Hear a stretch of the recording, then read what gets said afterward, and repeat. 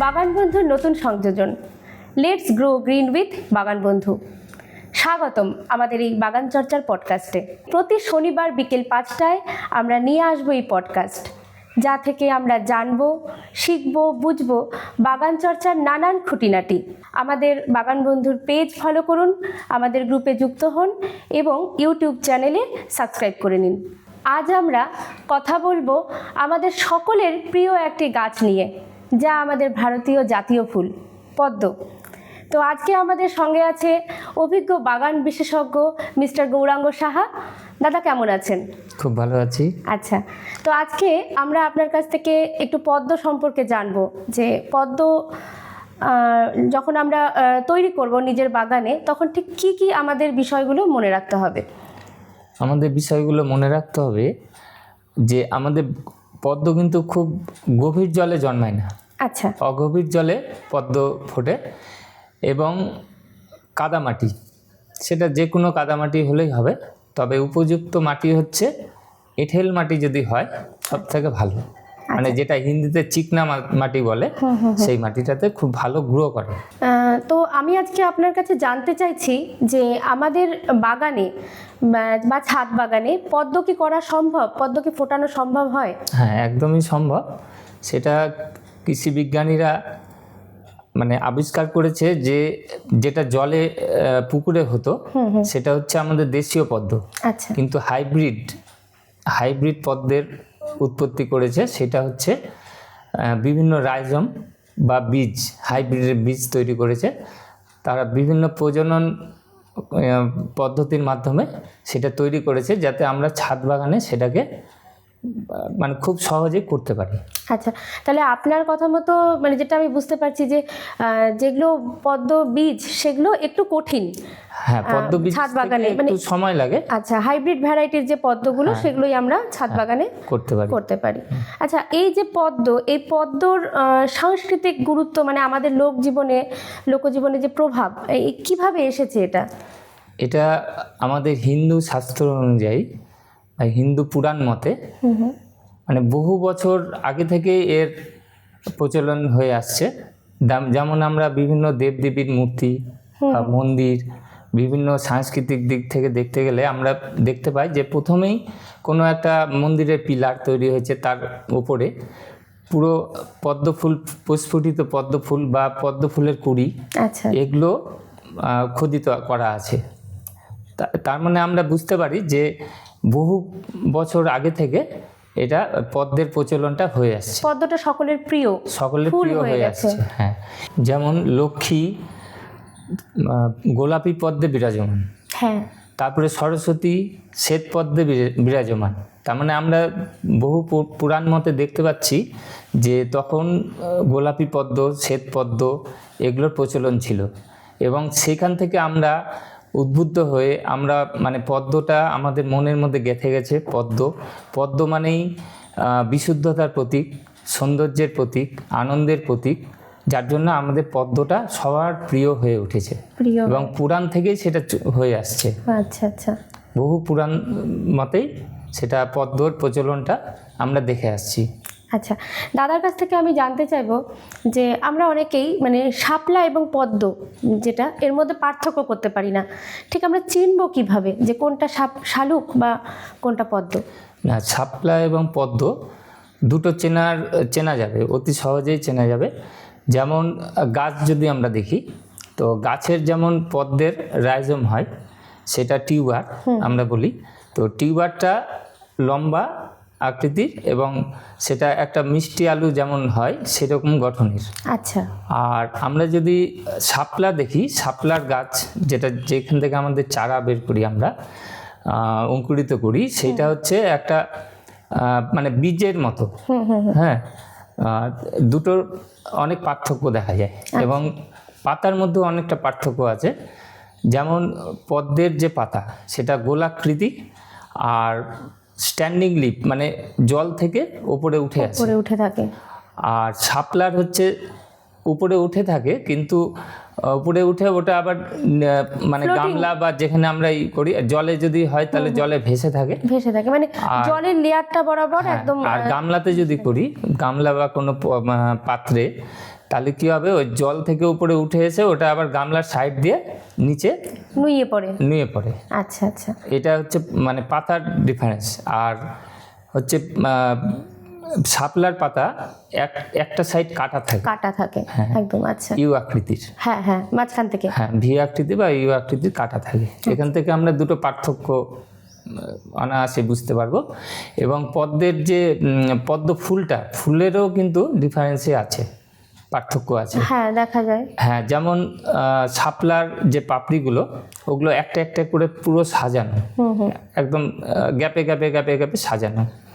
আর পদ্মর বেশ কিছু পাপড়ি আছে, 1000 পাপড়ি হয়, 100 পাপড়ি হয়, আবার সিঙ্গেল পাপড়ি যেগুলো হয় 7টা 8টা 10টা, মানে আলাদা আলাদা পাপড়ির গঠনটাও আলাদা। আমরা একটু মানে পর্যবেক্ষণ করলেই বুঝতে পারবো। শাপলা এবং পদ্ম আমরা অনায়াসেই বুঝতে পারবো, মেইনলি পাতা দেখে তো বোঝাই যায়, পাতা দেখে, এবং পাপড়ি ফুল সম্পূর্ণ আলাদা। আচ্ছা, আর এই যে আমরা যখন ছাদে পদ্ম চাষ করব, তখন ঠিক আমাদের কি রকম পাত্র ব্যবহার করতে হবে?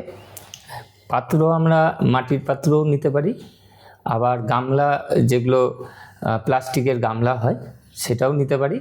তো প্লাস্টিকের যে কোনো গামলা? হ্যাঁ, তবে আমাদের পদ্ম চাষ এতটাই বেড়ে গেছে পশ্চিমবঙ্গে বা ভারতবর্ষে, এতটাই বেড়ে গেছে যে মানে কোম্পানিগুলো, মানে প্লাস্টিক জাতীয় যে কোম্পানিগুলো, প্লাস্টিক যে প্লাস্টিক জাতীয় যে ফ্যাক্টরিগুলো সেগুলো উৎপাদন করে, তারা কিন্তু ওই পদ্ম চাষের জন্য আলাদা করে গামলাও তৈরি করছে। আচ্ছা, মানে পদ্ম চাষের জন্য আলাদা রকমের গামলা, মানে সাধারণ যে বাড়ির ব্যবহারের জন্য আমরা যে ব্যবহার করি সেগুলো নয়, না আলাদা, মানে গিয়ে দোকানে বললেই হবে। আলাদা বলতে পদ্ম চাষের জন্য আমরা যখন চাষ করতে করতে আমরা বেশ কিছু সমস্যার সম্মুখীন হচ্ছি, তখন আমরা দেখছি যে এমনি সাধারণ যদি কালারিং প্লাস্টিকের গামলা হয়, তাতে সূর্যের আলো প্রবেশ করে সাইড দিয়ে। আচ্ছা আচ্ছা, তাতে দেখা যাচ্ছে যে টিউবারের যে গ্রোথ, ও অন্ধকারে বেশি গ্রোথটা নেই। আচ্ছা, কাদার ভেতরের গামলাটা যাতে ডার্কনেসটা থাকে, তার জন্য আমাদের ন্যাচারাল ফিলটা যেন পায়। কালো কালারের গামলা, আচ্ছা, সেটা আমাদের প্রয়োজন মতো কোম্পানিগুলো তৈরি করছে। আর সেটার সাইজ কি রকম হবে? সাইজটা হাইট হচ্ছে 1 ফিটের মতো। আচ্ছা, আর ডায়ামিটার হচ্ছে 22 ইঞ্চি মতো হলেই হবে। মানে এই 22 ইঞ্চি ডায়ামিটার এবং 1 ফিট হাইটের গামলায় আমরা অনায়াসে যে কোনো ভ্যারাইটির পদ্ম করতে পারি। আচ্ছা, আর একটা কথা আমি আপনাকে জিজ্ঞাসা করবো, যে মাইক্রো ভ্যারাইটির যে পদ্ম আমি নাম শুনেছি, তো সেগুলোর জন্য কি আলাদা কোনো গামলা ব্যবহার করা যাবে, না এটাতেই করতে পারবো? এটাতেও হবে, এটাতে বেশি পরিমাণে হবে। আচ্ছা, হ্যাঁ, এবং ফুলের সাইজ বড় হবে। আচ্ছা, আর আমরা ছোট পাত্রেও করতে পারি। আচ্ছা, অনেকেরই ধারণা থাকে যে ছোট গামলায় পদ্ম মানে হয় কিনা, মানে সেটা কি মানে ভ্যারি করে যে পদ্ম হবে কি হবে না ছোট গামলায়? একদমই তাই, হবে কিন্তু কম হবে, যত বেশি জায়গা ছোট হবে। আচ্ছা, কিন্তু যারা এখন তো দেখা যায় যে সবার বড় বাড়ি বা বড় ফ্ল্যাট নেই, অনেকে ছোট জায়গায় বসবাস করে, ছোট একটা ব্যালকনি আছে, সেখানে তার ইচ্ছে হয়েছে যে আমি পদ্ম করব, সেখানেও করা যেতে পারে। আচ্ছা, এই যে গামলার মধ্যে আমরা পদ্ম চাষ করব, তার যে মিডিয়াতে কি দেব, কেমন ধরনের মাটি দেব যাতে পদ্মগুলো ভালো হয়? হ্যাঁ, আমাদের এটা খেয়াল রাখতে হবে যে পদ্ম চাষের জন্য প্রথমে আমরা সারগুলোকে আলাদা করব। আচ্ছা, কিরকম? আর মাটিটাকে আলাদা নেব, একদম পিওর যেটা মাটি, মানে সেটা গার্ডেন সয়েল হতে পারে। আচ্ছা, গার্ডেন সয়েল হতে পারে, বা আমরা যে প্রতিমা বানাই যে মাটি, এঁটেল মাটি, সেটাও হতে পারে। তো মাটির সাথে কোনোভাবেই কোনো সার মেশানো যাবে না। আচ্ছা, মানে সারটাকে আমরা আলাদা রাখবো আর মাটিটাকে আলাদা রাখবো। তারপরে আমি যে প্রসেস বলে দিচ্ছি সেই প্রসেস অনুযায়ী করতে হবে। আচ্ছা, বলুন একটু। তো এবার সার হচ্ছে, আমরা প্রথমেই নেব ভার্মি কম্পোস্ট বা গোবর সার ঝুরঝুরে করা, যদি আমরা চেলে নিই আরও ভালো। আর কোনো কাঁকড় থাকা চলবে না, কোনো গাছের শক্ত ডাল থাকা চলবে না, সেরকম গোবর সার ঝুরঝুরে হতে হবে। বা ভার্মি কম্পোস্ট তো ঝুরঝুরে হয়, সেটা আমরা কিছুটা নেব, 1 ইঞ্চি মতো, মানে 1 ইঞ্চি পুরো যাতে দিতে পারি গামলার নিচ থেকে লেয়ার দেব 1 ইঞ্চি মতো, সেই পরিমাণ গোবর সার বা ভার্মি কম্পোস্ট নেব। আর 1 মুঠো শিং কুচি, আচ্ছা, মানে আমাদের জীবজন্তুর যে শিং হয় সেই শিংয়ের কুচি পাওয়া যায়, আচ্ছা, সেটা মেশিনে ডাস্ট করে কোম্পানিগুলো তৈরি করে। শিংকুচি, বন ডাস্ট, আচ্ছা নিম খোল, সর্ষের খোল, সবগুলোই এক মুঠো করে নিয়ে পুরো মিক্সচার করব আচ্ছা এবং সেটা ভার্মি কম্পোস্টের সাথে মিক্সচার করব। আচ্ছা এটাতে ফল বেশি হয়, মানে ফুলের সাইজ বড় হয়, ফুল বেশি পরিমাণে হয়।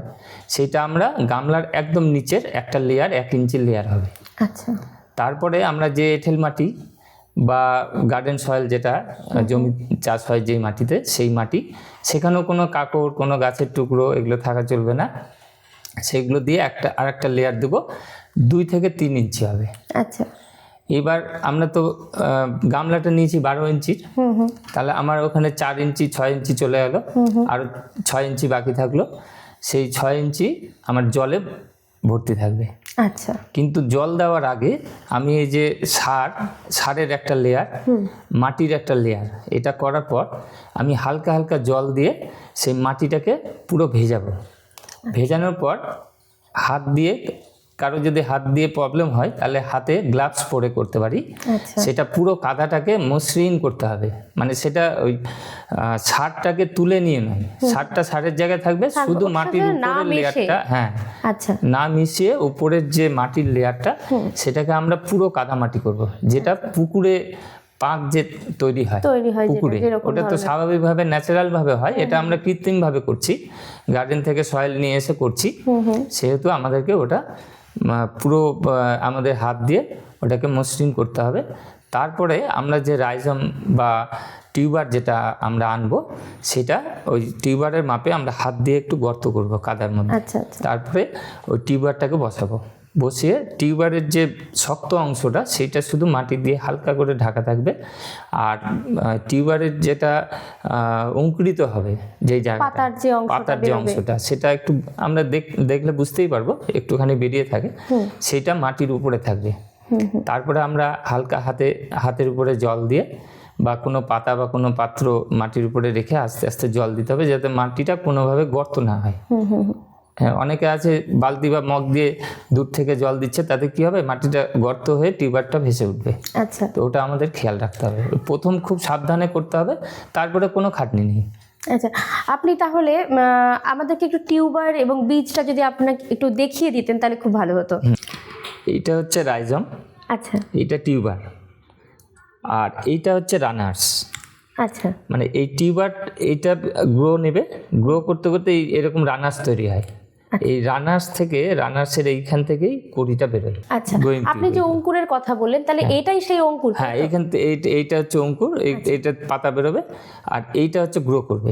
গ্রো করার পরে এরকম রানার্স তৈরি হয়। আচ্ছা, এই রানার্স বসালে আবার খুব তাড়াতাড়ি ফুলটা পাওয়া যায়, কেন রানার্স থেকেই কুড়ি বেরোয়।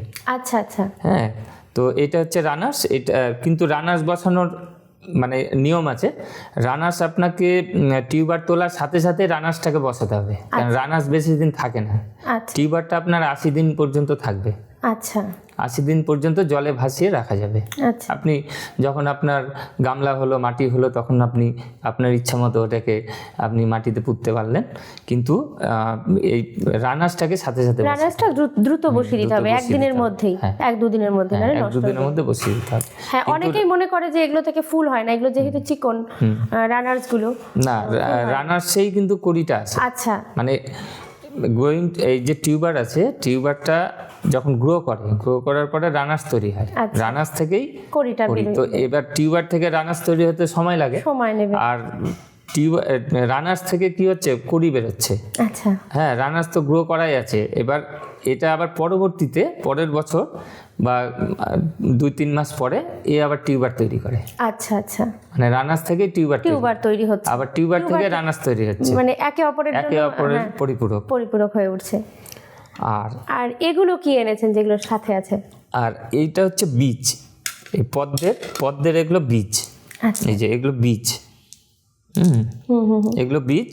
তো বীজটা আমরা যদি, বীজটা কি মানে হাইব্রিড ভ্যারাইটির তো বীজ হয় না? হ্যাঁ, হাইব্রিড ভ্যারাইটির বীজ হয়। আর হাইব্রিড সেই বীজ থেকেও গাছ হয়? সেটার কিছু পদ্ধতি আছে। আচ্ছা আচ্ছা, যেমন আমাদের বাগানে দুটো পদ্ম ফুল ফুটলো 2 রকমের, তো সেখানে যে পরাগ মিলন ঘটাতে হবে। আচ্ছা, মানে পদ্ম ফুলের মাঝখানে একটা সিড পট তৈরি হয়, সেই সিড পটের সাইড দিয়ে কিছু হলুদ, মানে ফুলের যেমন রেণু হয় ওরকম সব ফুলেরই রেণু হয়, এবার পদ্ম ফুলেরও রেণু থাকে, সেটা মাঝখানে একটা সিড পট প্রথম থেকেই তৈরি হয়, তার চারপাশে রেণু তৈরি হয় ফুলের। ওই রেণুটাকে অন্য পদ্ম ফুলের যে সিড পট আছে সেইখানে ওই রেণুটাকে গিয়ে মিশিয়ে দিতে হবে। আচ্ছা, দেওয়ার পর ওটা হালকা করে একটা প্লাস্টিক দিয়ে মুড়িয়ে দিলেও হয়, এমনি রেখে দিলেও হয় যদি বৃষ্টি না পড়ে। হ্যাঁ, যদি শুষ্ক ওয়েদার থাকে তাহলে এমনিতেই হয়ে যায়। এবার পরে যে সিডপটটা ওখান থেকে তৈরি হচ্ছে, মানে সিড তৈরি হচ্ছে সিডপট থেকে, সেই সিডটাকে আমরা কালেক্ট করে রেখে দিলেই আমাদের হাইব্রিডের পদ্ম নতুন একটা ভ্যারাইটি তৈরি হবে, সেটা আপনি নিজেই নামকরণ করতে পারেন। আচ্ছা আচ্ছা, তাহলে মানে এরকম ভাবে কি বেশিরভাগ আইডিগুলো তৈরি হয়েছে? হ্যাঁ, এইভাবেই আইডিগুলো তৈরি হয়েছে। আচ্ছা, আর এইগুলো কি দেশি পদ্মের বীজ? না, এগুলো হাইব্রিডেরই। হ্যাঁ, আচ্ছা। আর দেশি পদ্মের বীজ থেকে আপনার এটা যদি পুকুরে আবার রোপণ করা হয় তাহলে খুব তাড়াতাড়ি হবে, কিন্তু আমাদের এখানে ছাদে যদি আমরা ছাদ বাগানে যদি করি তাহলে সেখান থেকে ফুল পাওয়া খুব দুষ্কর। আচ্ছা আচ্ছা, অনেক দিন ওয়েট করতে হবে। নতুন বাগানিদের ক্ষেত্রে অনেক ধৈর্যের ব্যাপার, তখন তারা মানে পদ্মের চাষ ছেড়েই দেবে। হ্যাঁ, ওই জন্য আমরা সাধারণত নতুন বাগানি যারা তাদেরকে রাইজাম দিয়ে থাকি। আপনি তো বীজ এবং টিউবার সম্পর্কে বললেন, এবার আপনার কাছে জানতে চাইছি যে জলস্তরও আপনি বললেন, কিন্তু এই পদ্ম চাষের ক্ষেত্রে কিরকম পোকামাকড়ের আক্রমণ হতে পারে, মানে কি আমাদের দিকগুলো লক্ষ্য রাখতে হবে? আমাদের যারা চন্দ্রমল্লিকা চাষ করে বা সিম গাছ, এক ধরনের পোকা দেখতে পাবেন কালো কালো, সেটা কিছুদিন পরে, মানে পদ্ম চাষ করলেন, পাতা হলো, কড়ি হলো, ফুল আসলো, এবার তারপরে যে ফুলগুলো আসবে, মানে গাছ পুরো গ্রোথ করেছে, তারপরে এই পোকার উপদ্রব হয়। হঠাৎ করে দেখা যায় যে ওই পাতা আপনার ফুলের যে ডান্ঠিটা, মানে যেটা কুড়ি বেরোয়, ওই ডান্ঠি পুরো বরাবর কালো কালো কালো কালো পোকায় ভর্তি। আচ্ছা, তো এটা একটা উপদ্রব হয়। আস্তে আস্তে সেই কুড়িটা প্রস্ফুটিত হয় না, তারপরে পাতাগুলো নষ্ট হয়ে যায়, কালো হয়ে যায়, এই এক ধরনের পোকা। আর একটা শুয়োপোকার মতো, মানে খুব সূক্ষ্ম, ছোট ছোট, অসংখ্য, একটা দুটো দেখতে পেলেন, তারপরের দিন গেলেন ছাদ বাগানে, গিয়ে দেখলেন ডবল হয়ে গেছে, তারপরের দিন ডবল হতে হতে গোটা গাছটাকে নষ্ট করে দেয়। আচ্ছা, মানে বেশি দিন সময় দেয় না, 4 দিন 5 দিনের মধ্যে গোটা গাছটা শেষ। এই দুটো পোকার উপদ্রব হয়। এর থেকে বাঁচার উপায় কি? এর থেকে বাঁচার উপায় একটাই, মানে বাজারে তো প্রচুর কেমিক্যাল সার বা কেমিক্যাল পেস্টিসাইড আছে, তো ওগুলো পদ্ম গাছের জন্য কতটা উপযোগী আমি জানি না, কেন আমি ওটা প্রয়োগ করিনি। আচ্ছা, এবং গাছ নষ্ট হয়ে যেতে পারে, কেন যেহেতু জল, রাসায়নিক, যেহেতু জলজ গাছ, এবার জলে সেটা রাসায়নিকটা থেকেই যাচ্ছে, পরবর্তীতে গাছটা বা টিউবারটা নষ্ট হয়ে যেতে পারে। তার জন্য আমি নিজেও সেটা প্রয়োগ করেছি। যেমন আমাদের রান্নাঘরেই আমাদের কিছু কিছু উপাদান থাকে, যেমন খাবার সোডা, আচ্ছা, যেমন বেকিং সোডা বা বেকিং পাউডার যেটাকে বলি, তো সেইটা 1 চামচ নিই। তার সাথে যে ভিম লিকুইড পাউডার বা যে কোনো বাসন মাজার যে লিকুইড, যদি সেটা না থাকে তাহলে যদি আমাদের বাড়িতে শ্যাম্পু থাকে, সেই শ্যাম্পু কয়েক ফোঁটা মিশিয়ে, নিম তেল, যদি নিম তেল না থাকে তাহলে নিম পাতাকে জলে সিদ্ধ করে সেই জলটাকে, মানে 1 লিটারকে 250 গ্রাম করে বা 100 গ্রাম করে ভালো করে ফুটালেই ওটা 100 গ্রাম বা 50 গ্রামে রূপান্তর হবে। সেইটাকে আমরা যদি একটা শিশিতে রাখি এবং সেখান থেকে কয়েক ফোঁটা ওই জলের সাথে মেশাতে পারি, 1 লিটার জলে মিশিয়ে ওই মিশ্রণটাকে আমরা যদি স্প্রে করি, আর বেশি পরিমাণে যে পোকাগুলো উপদ্রব হয় সেই পাতাটা যদি আমরা ওটা রিমুভ করে দিই, কেটে ফেলে দূরে কোথাও বা মাটিতে পুঁতে দিই, কেন ওটার থেকে আবার পোকা চলে আসতে পারে, যার জন্য অনেক দূরে সংক্রমিত না হয়। হ্যাঁ, সেগুলো করে তারপরে আমরা ওই স্প্রেটা, ওই দ্রবণটাকে আমরা স্প্রে করে দিতে পারলে, আমি সেইভাবে উপকার পেয়েছি। আমার সব পোকা রিমুভ হয়ে গেছে। পরবর্তীতে আবার দেখছি যে আবার নতুন করে পাতা যেগুলো এসছে সেগুলো একদম সবুজ, আচ্ছা, হ্যাঁ, সুন্দরভাবে আবার পদ্ম হয়েছে। এইভাবে আমি করে থাকি জৈব করে বাহ, উপায়ে। আপনার কাছ থেকে বেশ মানে ঘরোয়া একটা টোটকা জানা গেল। এবার আর একটা প্রশ্ন করি আপনাকে, যে পদ্ম গাছ আমরা কখন লাগাবো এবং বছরে কতবার ফুল হতে পারে? হ্যাঁ, বছরে মানে পদ্মের নিয়ম হচ্ছে ফেব্রুয়ারি মাস থেকে, মানে বসন্তকালে অঙ্কুরিত হয়। আচ্ছা, পদ্ম গাছ অঙ্কুরিত হয় হচ্ছে বসন্তকালে। তার আগে তাহলে ডরমেন্সি আমরা- থাকে। হ্যাঁ, ডরমেন্সিতে থাকে শীতকালটা আচ্ছা পুরো। আচ্ছা, এবার আমরা ওই ফেব্রুয়ারি মাসে যদি টিউবার তুলে আবার ফ্রেশ ওই মাটিটাকেই যদি আমরা মাটিটা শনাক্ত করতে পারি, যে মাটি আর সার যদি আলাদা করতে পারি, তাহলে ওই মাটিতেই সম্ভব।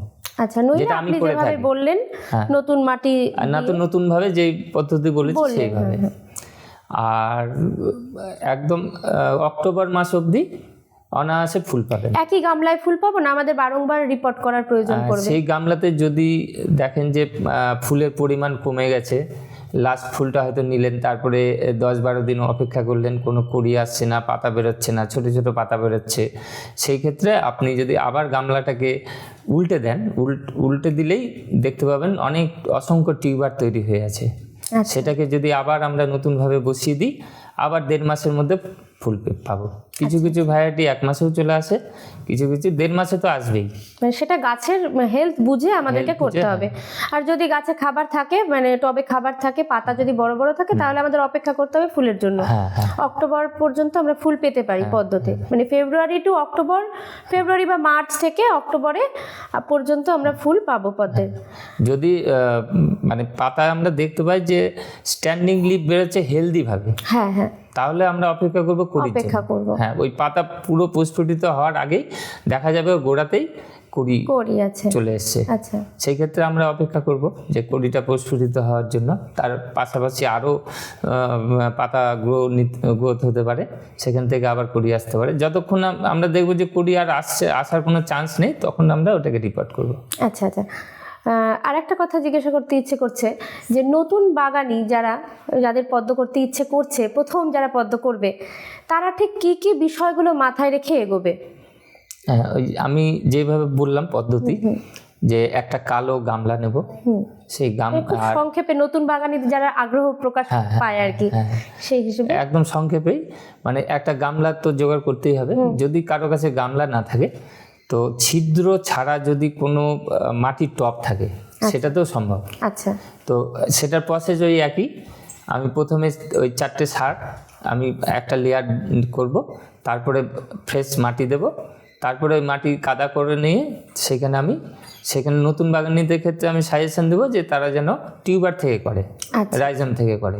যেটা আপনি এটা দেখালেন, হ্যাঁ, এই টিউবার যে- বলছে তো, এটা হ্যাঁ, থেকে হ্যাঁ, করবে। হ্যাঁ, আচ্ছা এই টিউবারটা থেকে যেন তারা চারা তৈরি করে, আচ্ছা আচ্ছা, তাহলে খুব সহজে 1-1.5 মাসের মধ্যে ফুল পেয়ে যাবে এবং তাদের মনটা ভরে উঠবে ফুল দেখে। তখন তারা আরও ভ্যারাইটি চেষ্টা করবে, বাগান ভরিয়ে দেবে। এবং আমার সাথে তাই হয়েছে, আমার কাছে যত নতুন বাগানি এসছে আমি অনেককেই তৈরি করে দিয়েছি। তৈরি করে বলতে আমি বলে দিয়েছি, সেইভাবে করেছে এবং খুশি হয়ে ফোন করেছে অনেকবার।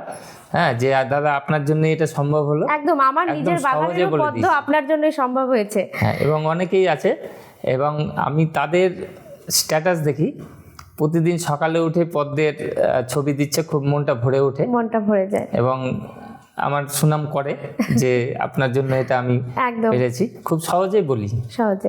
আর একটা কথা মনে হচ্ছে যে এই যে পদ্ম চাষ সম্পর্কে কি কোনো মিথ বা কিছু আছে, যে যে ভুল ধারণা কিছু, যে এটা হয় না ছাদে, বা পদ্ম চাষ ভালো বা ভালো না, এরকম কোনো মানে কথা না আপনার জানা আছে? সেটা মানে আমার ক্ষেত্রেও হয়েছিল। আমি প্রথমে বীজ থেকে শুরু করেছিলাম, তো আমি তো বীজ থেকে সেই এখনো অবধি আমি ফুল পাইনি। তাহলে আমার ওই ভুল ধারণা ওটা জন্মেছে যে বীজ থেকে হয় না। আবার সোশ্যাল মিডিয়াতে দেখি যে অনেকেই 1 মাসেই ফুল পেয়ে গেছে বীজ থেকে। হ্যাঁ, সেটা হয়তো হাইব্রিডের হবে, আর আমি হয়তো দেশীয় বীজ থেকে আমি তৈরি করার চেষ্টা করেছিলাম, সেটা হয়নি। তো পরে যখন রাইজম থেকে করলাম, তো আমার কাছে খুব সহজ মনে হয়েছে। এবং আমি প্রত্যেককে বলি যে এই ভুল ধারণা রাখবেন না যে পদ্ম ছাদে হয় না, ছাদে বা কঠিন গাছ। হ্যাঁ, কঠিন নয়, মানে অন্য অনেক গাছের থেকে আমারও মনে হয় সহজ। মানে একবার আপনাকে শুধু ছুটির কোনো দিন দেখে আপনি একদিন খাটলেন, তারপরে আপনি 1 মাসের মধ্যে সেই ফল পেলেন। পরিচর্যাহীন একটা মানে খুবই স্বল্প পরিচর্যা যুক্ত একটা গাছ।